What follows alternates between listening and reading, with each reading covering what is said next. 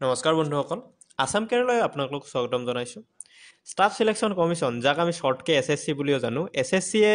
এটা recruitment notice release কৰিছে constable GD central arm force CAPF SSF and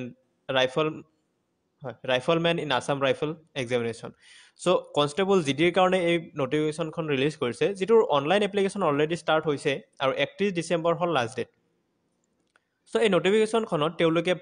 মুঠ 26,146টা পদৰ কাৰণে তেওঁলোকে নটিফিকেশ্যন ৰিলিজ কৰিছে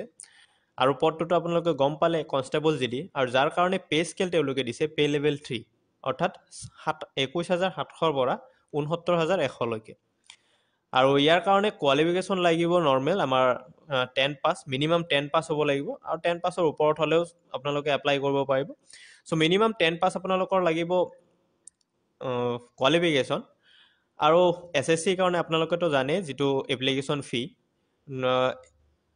এছচি এছটিৰ কাৰণে নীল হয় আৰু জেনেৰেল আৰু অ'বিচি সকলৰ কাৰণে 100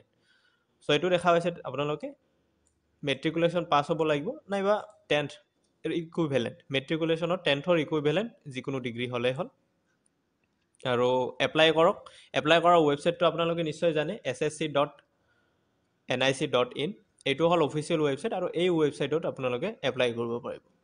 আৰু যদি এপ্লাই কৰিব কিবা অসুবিধা হয় আপোনালোকে চিম্পলি চাৰ্চ কৰিলে হ'ল এছএছচিৰ কাৰণে কেনেদৰে এপ্লাই কৰিব লাগে বহুতো ভিডিঅ' আহি যাব চ' ফ্ৰেণ্ডছ থেংকছ ফৰ ৱাচিং